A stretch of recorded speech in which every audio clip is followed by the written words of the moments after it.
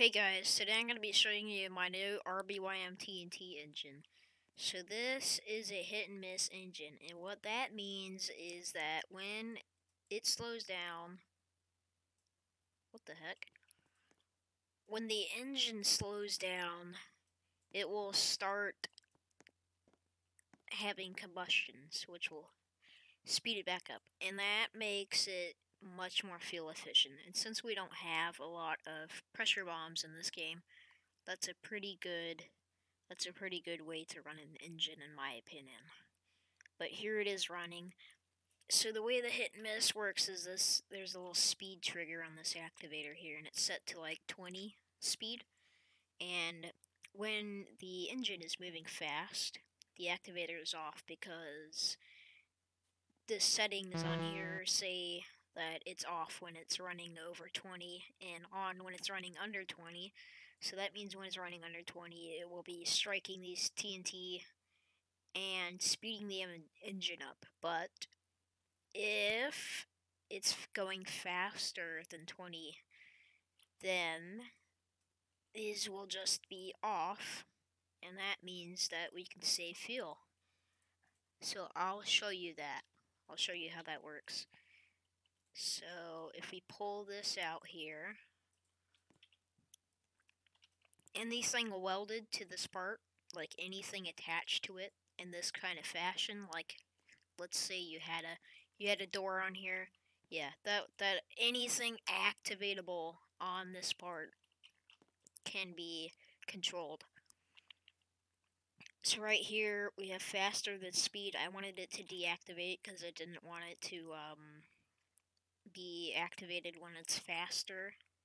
I wanted it to be activated when it's slower. And that's what we have here. Slower than speed, it's activated. And the speed is 20, so that means that if this moves 20 studs per second, then this will turn off. But it moves anything below that, it will turn back on. This will strike the TNT and make the engine run. So that's how that works. And basically this is just pressure bombs.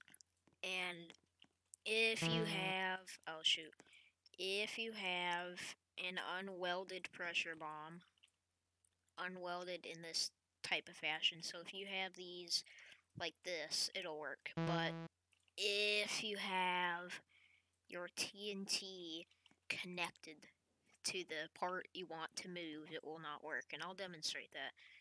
So as you can see, this little part here, this will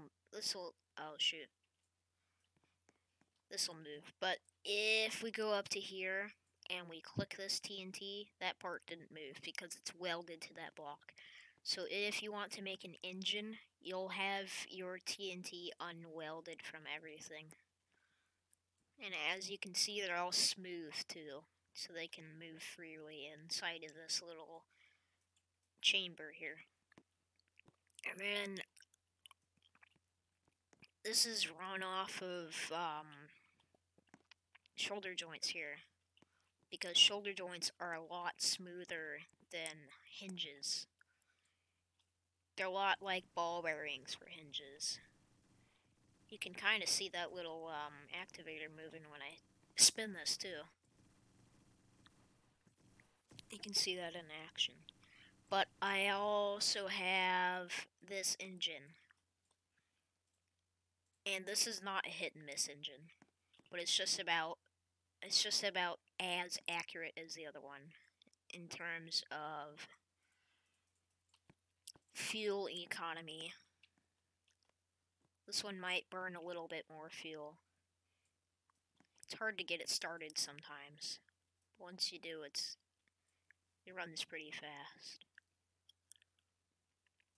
So there we got started. And as you can see, we have 4 cylinders. And this is also ran off with shoulder joints. And yes, I know that's a bit weeble wobble, but it is like that because it actually runs better when you have it off weight. But as you can see, It's even running after it has TNT in it, like a ball bearing. You know, it has really low friction because I'm using these shoulder joints, and that's what you would want to do. So yeah, that's how you would make a TNT engine, and that's how my TNT engine worked. Thank you for watching, and I'll see you guys later.